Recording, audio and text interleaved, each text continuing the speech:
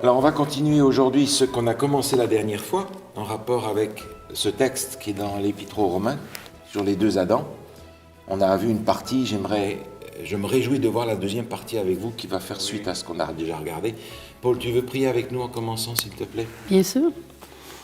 Alors, Seigneur, merci pour faire en sorte qu'on soit réunis aujourd'hui, qu'on puisse étudier ta parole, Seigneur, pour toujours mieux comprendre, Seigneur, tout le chemin que tu as fait et que tu fais encore pour nous, Seigneur, tout ce que tu nous réserves. Alors, fais en sorte, Seigneur, de diriger cette réunion, cette rencontre, et je te demande cela au nom de ton Fils Jésus. Amen. Amen. Merci beaucoup. Alors, la dernière fois, on a vu la solution que Dieu a apportée au problème du péché. La solution que Dieu a apportée en Jésus-Christ, c'est de nous proposer de changer de famille, de devenir fils et filles de Dieu, par l'expérience de la nouvelle naissance qui aboutit au baptême, et par cette expérience-là, nous bénéficions de la justification qui est offerte à tous ceux qui croient.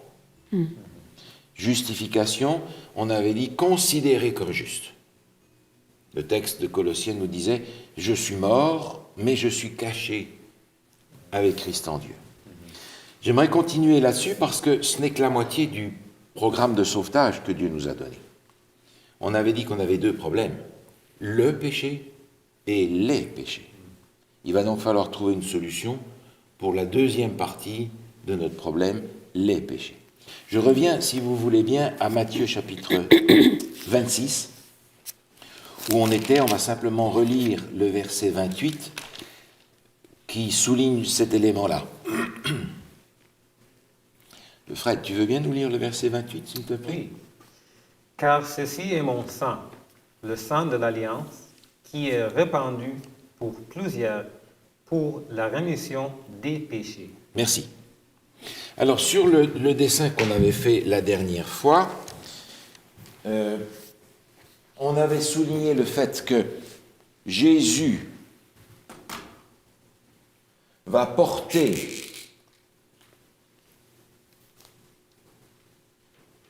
la conséquence que moi j'aurais dû avoir, n'est-ce pas? Et il va souffrir la mort de la croix à ma place. C'est quoi cette mort-là? La mort éternelle. Alors, justement, on a ici quelque chose qui rassemble les éléments dont on a parlé l'autre fois. Jésus est homme et il est Dieu. 100% de l'un, 100% de l'autre. Je ne comprends pas comment ça marche, mais c'est une révélation des Écritures. Et ici, on a Jésus qui va souffrir la deuxième mort à ma place. Vous vous souvenez de ce que Jésus a crié sur la croix? C'est terminé. Alors, tout est accompli, c'est terminé. Et quand il s'adresse au Père, qu'est-ce qu'il dit? Vous vous souvenez? Pardonne-leur. Pardonne-leur car ils ne savent ce qu'ils font. Qu'est-ce qu'il dit encore? Mon Dieu, pourquoi m'as-tu abandonné? Jésus sur la croix, qui avait jusque-là conservé cette unité complète avec Dieu le Père depuis toute éternité, sent pour la première fois l'explosion de la divinité. L'explosion de la divinité. Et là, il sent effectivement le poids du péché de l'humanité qui va le tuer d'ailleurs avant les autres qui sont sur la croix à côté de lui, parce que Jésus ici est tué par la séparation d'avec le Père. Pourquoi m'as-tu abandonné? Il sent à ce moment-là l'abandon de Dieu, il le sent comme tel, c'est-à-dire le péché, la séparation, la cassure. Mais cette cassure se produit, cette fois-ci, au sein même de la divinité. Et Jésus meurt de cette mort qui devrait être la nôtre, dans laquelle, même si Jésus avait annonçait à ses disciples, je vais mourir, je vais ressusciter, etc., sur la croix, il ne voit plus rien d'autre que la perdition finale, éternelle, tant le poids de l'humanité et de son péché le sépare et l'écrase, le sépare de sa relation avec le Père. Jésus va vivre sur la croix ce que vivront ceux qui seront perdus et qui ne l'auront pas accepté, c'est-à-dire la mort éternelle, le retour à la non-existence. C'est ce que Jésus a senti, c'est ce qu'il a vécu. Pourquoi m'as-tu abandonné? Maintenant, j'ai accepté Jésus, je suis fils et fille de Dieu. On a résolu un problème, Dieu ne me regarde plus comme un pécheur, j'ai été justifié, mais il va rester encore le problème, les péchés. Si je suis considéré comme juste, si je suis justifié, en fait, je suis encore pécheur. Je suis caché derrière Jésus-Christ, mais je suis encore pécheur. Dieu me regarde comme si je ne l'étais pas, mais en fait, j'ai encore tout mon bagage, j'ai encore toutes mes mauvaises habitudes, j'ai encore mes défauts, j'ai encore mes faiblesses, j'ai encore tout ça, pour lesquels Dieu a apporté aussi une solution. Dieu ne veut pas simplement me faire sortir de prison, Dieu veut aussi me transformer, me réadapter pour que je sois prêt pour la vie éternelle. Donc en sortant de prison, c'est une manière de parler, une fois que je suis considéré comme juste, le problème n'est pas résolu entièrement, il est résolu partiellement.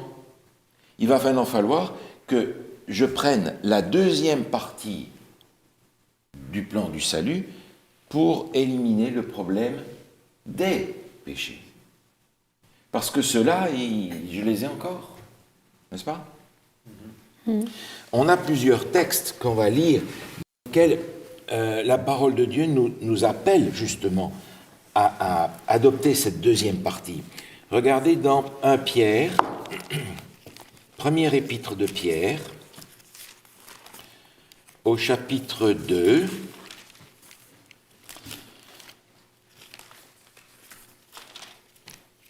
on va lire à partir du milieu du verset 20 jusque 21. 1 Pierre, chapitre 2. Il y a une question qui est posée là, au verset 20, et puis au verset 20, au milieu, il dit « Mais si vous supportez ». Est-ce que tu veux bien nous lire ça, Paul? Au milieu du verset 20. Mais si vous supportez la souffrance lorsque vous faites ce qui est bien, c'est une grâce devant Dieu.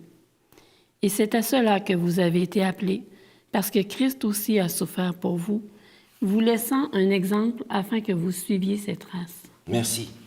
Jésus nous a laissé un exemple afin qu'on suive ses traces. Et la dernière fois, on avait mentionné que Jésus est pour nous un substitut dans sa mort, il a pris notre place, mais dans sa vie, il est un exemple pour nous. On a donc besoin de la totalité de ce que Jésus est pour nous. Un autre passage, par exemple, dans l'Épître aux Romains, où on était déjà la dernière fois par rapport à ce texte qu'on a dessiné. Épître aux Romains, on va lire le verset 4 et 5. Nous avons donc été ensevelis avec lui par le baptême en sa mort, afin que, comme Christ est ressuscité des morts par la gloire du Père, de même nous aussi nous marchions en nouveauté de vie. En effet, si nous sommes devenus une même plante avec lui par la conformité à sa mort, nous le serons aussi par la conformité à sa résurrection. Merci.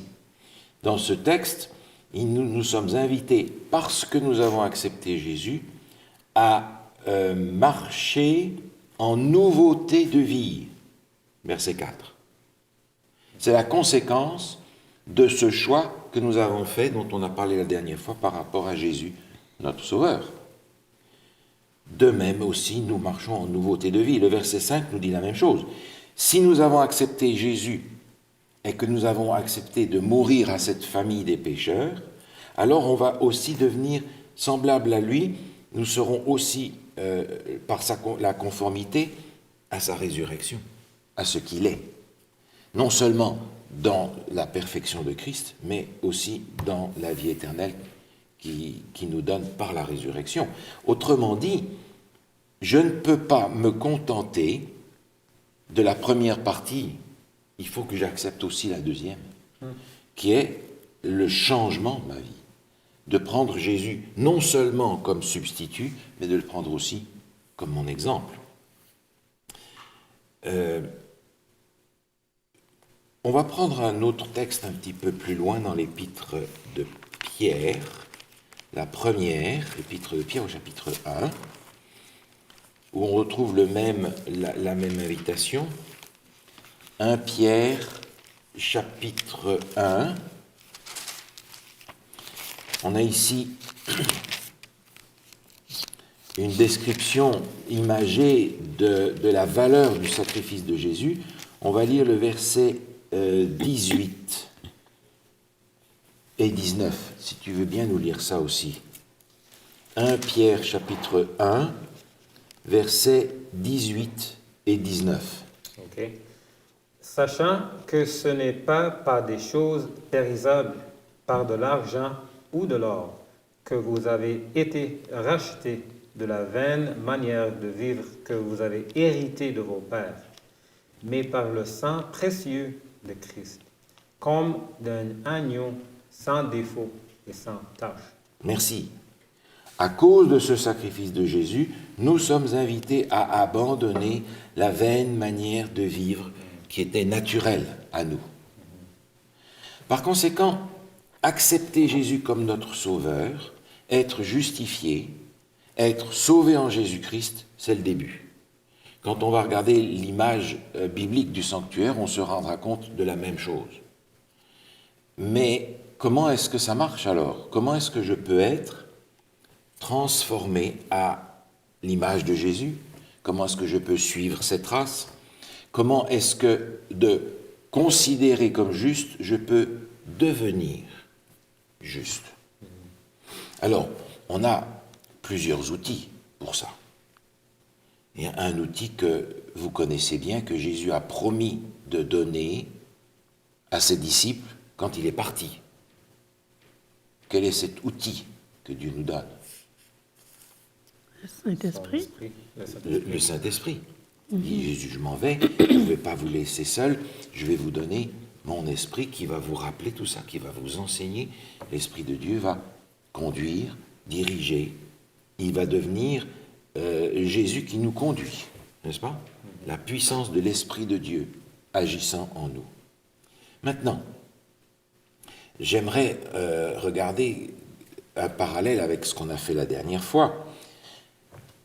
On a vu que le baptême, c'est le symbole qui nous est donné dans les Écritures, par lequel nous avons accepté que Jésus soit notre nouvel ancêtre, qu'il soit notre sauveur, et nous sommes justifiés. Quel est le symbole qui nous est donné dans les Écritures, par lequel on exprime notre transformation, notre abandon des péchés? Jésus a laissé un symbole aussi, qui est en parallèle avec le baptême et qui représente la deuxième partie du plan du salut. Est-ce que vous voyez lequel c'est? Quelle est cette image que Jésus nous a laissée pour exprimer ce développement à la suite de l'exemple de Jésus? Est-ce que vous avez une idée? On vient de le lire, je pense que c'était à Matthieu 26. Oui.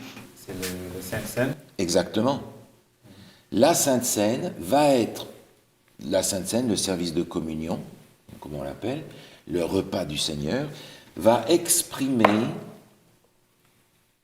cette démarche que nous avons de l'abandon du péché. Alors, on va regarder le texte qui nous est donné à ce propos-là. On a vu tout à l'heure celui de Matthieu 26, le pain et le jus de raisin non fermenté, qui représente le corps et le sang de Jésus, qui nous sont offerts. Mais j'aimerais regarder ce récit de la Sainte Seine dans l'évangile de Jean. Évangile de Jean, au chapitre 13.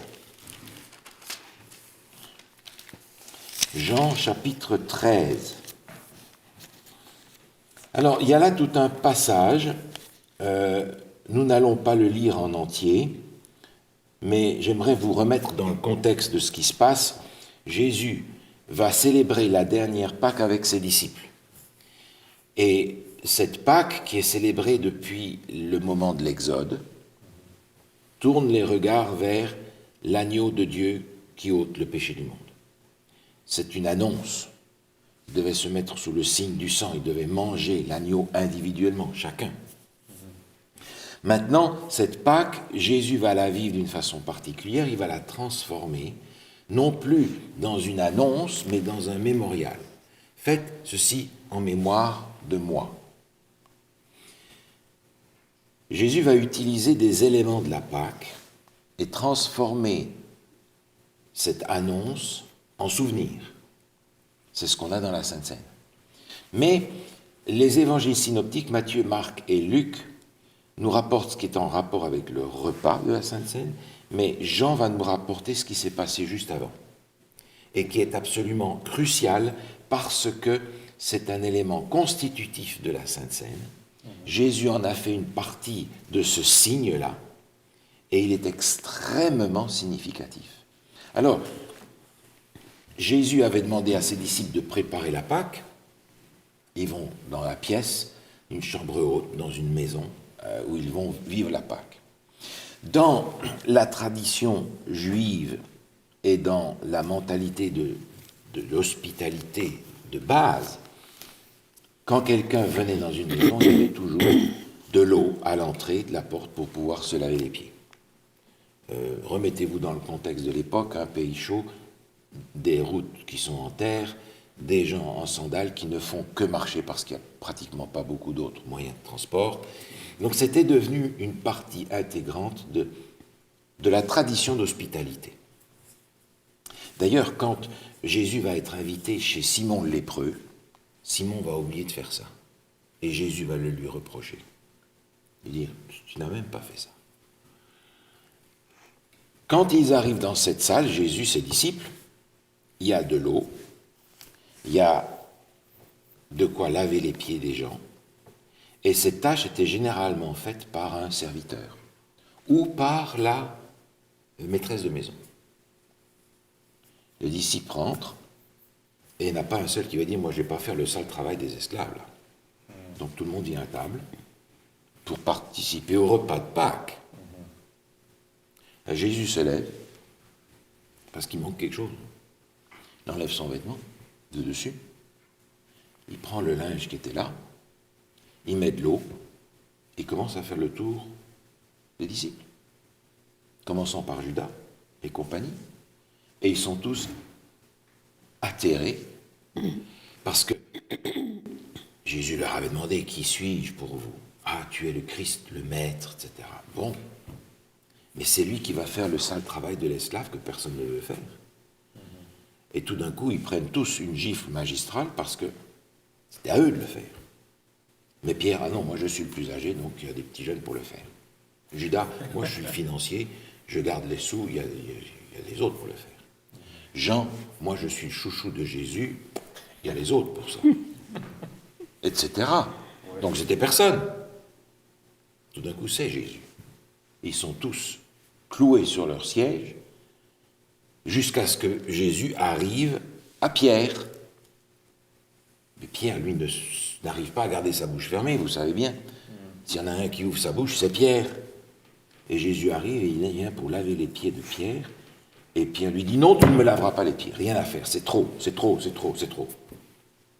Et Jésus le reprend gentiment et lui dit, écoute, tu comprendras plus tard, maintenant tu ne comprends pas, mais tu comprendras plus. Non, je ne me laisserai pas laver les pieds. Et vous voyez Pierre qui met ses pieds sous son banc, qui empêche Jésus de lui laver les pieds. Et Jésus lui dit simplement, mais écoute, si je ne te lave pas les pieds, tu ne pourras pas avoir part avec moi. Oh, mais alors à ce moment-là, lave pas seulement les pieds, lave tout. Pierre lui dit, non, Pierre, n'a pas compris. Et c'est là qu'on arrive dans notre texte. Fred, tu veux bien nous lire dans Jean chapitre 13, le verset 9 à 11. Simon-Pierre lui dit, « Seigneur, non seulement les pieds, mais encore les mains et la tête. » Jésus lui dit, « Celui qui est lavé n'a besoin que de se laver les pieds pour être entièrement pur. Et vous êtes purs, mais non pas tous. Car il connaissait celui qui le livrait. C'est pourquoi il dit, « Vous n'êtes pas tous purs. » Merci bien. Alors on a là la réaction de Pierre qui lui dit, oui, mais dans ce cas-là, il ne faut pas que tu laves les pieds seulement, il faut que tu laves tout. Alors Pierre passe d'un extrême à l'autre, un impulsif, mais ça va permettre à Jésus d'enseigner quelque chose de très important. Et il dit, dans ce texte, celui qui est baigné ou qui est lavé n'a besoin que de laver ses pieds pour Être entièrement. Pour être entièrement pur. Et dans mon texte, j'ai mis en rouge entièrement, parce que c'est un mot extrêmement important. Entièrement pur. Et l'image est très belle. Jésus est en train de dire, vous avez été lavé. Vous avez vécu l'expérience du baptême. Vous avez été enseveli et vous êtes ressuscité. Mais votre vie a continué. Vous avez marché sur les chemins de cette terre. Et les saletés de ce monde se sont accrochées à vos pieds. On ne va pas vous rebaptiser chaque fois.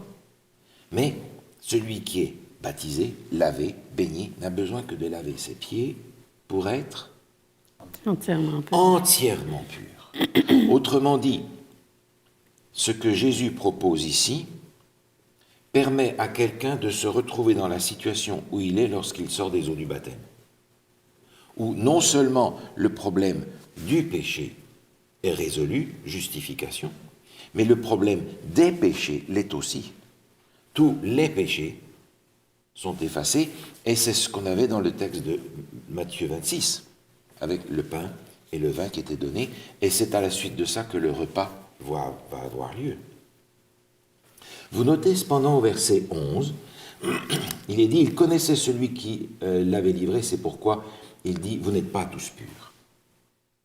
Ce n'est pas l'eau dans le bassin qui a purifié ses disciples du péché. Parce que Judas a aussi été lavé par Jésus. Mais ça n'a servi à rien. Parce que l'humiliation que les disciples ont vécue en voyant Jésus les servir a mis dans leur cœur toute la dimension de leur faute que Jésus était venu pour effacer, mais pas dans le cœur de Judas. Parce qu'on apprend qu'après ça, il est sorti pour mettre en pratique ce qu'il avait choisi de faire. Par conséquent, cette démarche est encore un signe dont je bénéficie par la foi. Mon cœur va vivre quelque chose qui va s'exprimer dans ce geste-là. Ou aujourd'hui, je vais laver les pieds de quelqu'un d'autre et quelqu'un d'autre va laver les miens, à l'image de ce que Jésus a fait. Ce n'est donc pas l'eau. L'eau n'est pas magique. C'est un symbole. Et le symbole a toute sa puissance quand il correspond à ce que j'ai dans mon cœur. Cette institution de la Sainte Seine, avec le lavement des pieds, est extrêmement important parce que il est amené à me mettre dans un processus par lequel le problème des péchés va être résolu. Dieu me regarde comme si, et je suis encore le pécheur. Mais le long du chemin de ma vie, je suis amené, comme on l'a lu tout à l'heure, à suivre ses traces, à vivre une vie nouvelle, à abandonner mes habitudes, à abandonner mes mauvais penchants, à abandonner tout ça pour ressembler au Christ. Mais est-ce qu'on y arrive du premier coup? Non. Pas moi. Moi non plus. Moi non plus. C'est donc un cheminement qui va s'étendre sur toute notre vie. Et ce cheminement, comment est-ce que je le fais? Par les outils que Dieu me donne, l'étude de sa parole, la prière, le service des autres, l'action du Saint-Esprit, et aussi le symbole qui nous est donné, et qui est le symbole de la Sainte Seine,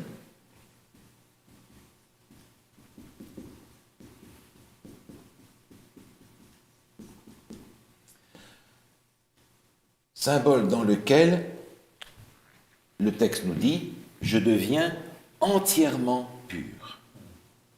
Alors, on peut se poser la question, mais comment ça marche? Parce que je vais confesser mes fautes à Dieu d'une façon régulière. Je me suis rendu compte que j'ai fait une bêtise, je me suis rendu compte que j'ai encore manqué mon objectif, et le soir, je viens au pied de mon lit et je dis à Dieu, Seigneur, aujourd'hui, ça n'a pas marché. Aujourd'hui, je suis encore tombé là-dedans. Pardonne-moi. Mais alors, si Dieu m'a pardonné, pourquoi est-ce que j'ai besoin de faire ça? Qu'est-ce que vous en pensez? Si j'ai fait tout ce que j'avais à faire le long du chemin, quand je me suis rendu compte, pourquoi est-ce que j'ai besoin encore de me laver les pieds? Vous avez une idée? Encore une fois, c'est un symbole Oui. de travail lequel Dieu veut faire à nous, mais c'est pas juste à confesser, c'est que Dieu veut vraiment qu'on soit entièrement pur. Mm-hmm. Et comme vous avez mentionné, c'est un chemin. Oui. Il y a un cheminement à faire. Et dans ce chemin, on devient pur. Progressivement. Pas juste, progressivement. Mm-hmm. On ne reste pas à la même place. C'est ça? Il faut continuer toujours. Et de la façon de laquelle je le vois, Dieu veut vraiment nous enlever des péchés. Oui. Et c'est comme une échelle qu'on monte. Mm-hmm. On laisse une péché, puis Dieu dit, OK, vous avez fini celle, on va continuer avec un autre. On continue à monter l'échelle. Oui. Donc c'est progressif, mais il faut aussi avoir cette symbole pour avoir quelque chose qui est comme le baptême, quelque chose qui va nous aider à chaque fois à se trouver dans une place où on peut vraiment suivre Dieu comme Oui. il faut. Alors, Qui ça est c'est... concret. Pardon? Qui est concret. Qui est concret. Oui, c'est ça. Ce que vous êtes en train de dire me fait penser à ce texte qu'on va lire maintenant et qui est dans 1 Jean et qui répond partiellement à notre question. 1 Jean, chapitre 1.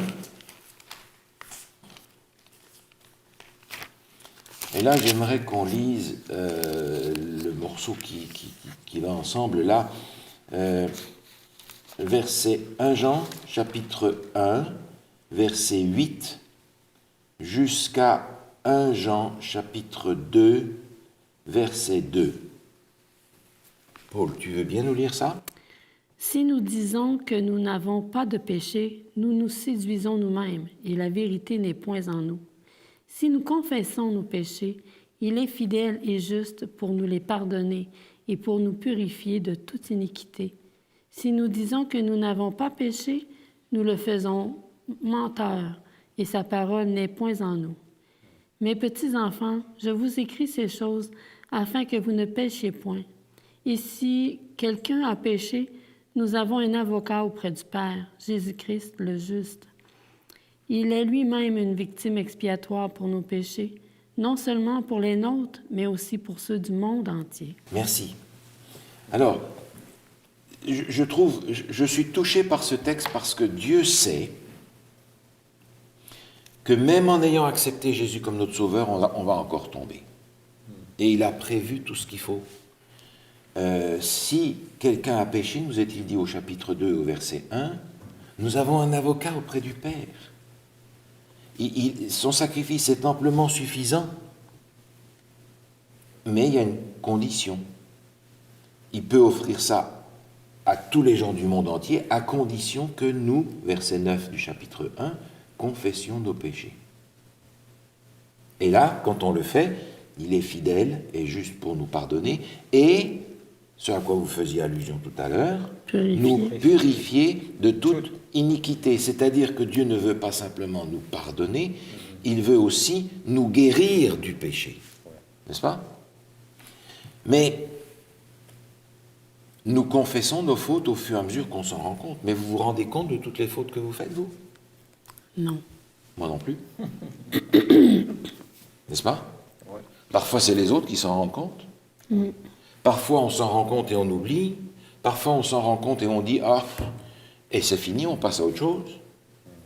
Autrement dit, quand je reviens à ce texte de Jean, où il est dit « Celui qui est lavé n'a besoin de que laver ses pieds pour être entièrement pur », j'ai non seulement besoin d'avoir confessé mes fautes à Dieu au fur et à mesure où je m'en suis rendu compte, mais j'ai aussi besoin de la Sainte Seine parce qu'il y a dans ma vie une foule de choses qui sont des fautes, qui sont des impuretés dont je ne me suis pas rendu compte. Et au fur et à mesure qu'on avance dans notre vie chrétienne, on devient de plus en plus sensible à ce qui est contre les Écritures. Plus on avance, plus on se rapproche de Christ, plus on le connaît, plus on voit à quel point il y a une foule de choses en nous à changer qu'on ne voyait pas encore. Et Dieu nous promet que dans la Sainte Seine, et en particulier dans le lavement des pieds, il va même éliminer toutes ces fautes que nous n'avons pas encore confessées pour 1000 raisons. Peut-être qu'on a simplement oublié, qu'on n'a pas vu, qu'on n'a pas su. Vous pouvez devenir entièrement pur. Et de cette façon, les péchés sont éliminés. Jésus va pousser ses disciples à pratiquer ça. Regardez de nouveau dans Jean chapitre 13.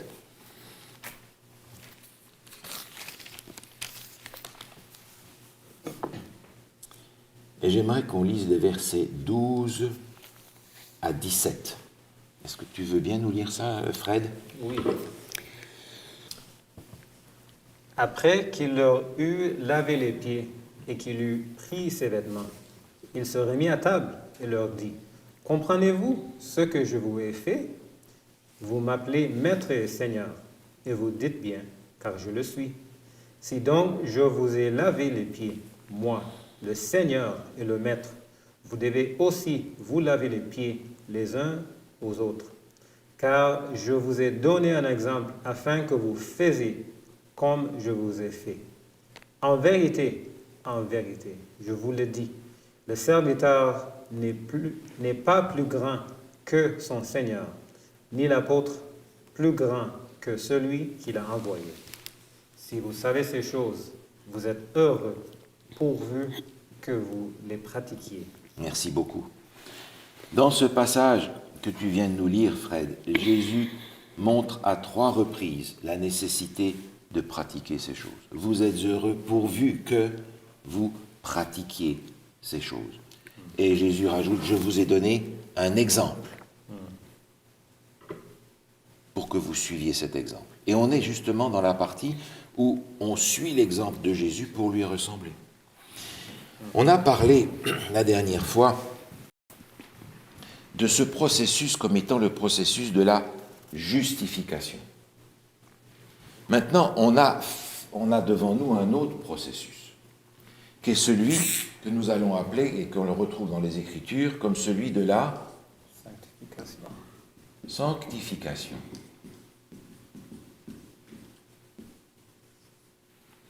Et vous vous rendez bien compte que l'un comme l'autre sont des démarches que nous faisons par la foi en Jésus. Parce que je ne suis pas capable, moi, de déraciner le mal en moi.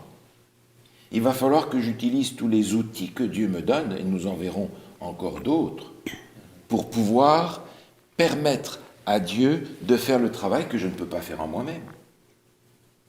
Alors je ne peux pas dire, bon, je vais accepter Jésus comme mon sauveur, je sais que je ne le mérite pas, j'accepte Jésus gratuitement. Mais maintenant, il faut que je serre les dents et que je ne pêche plus.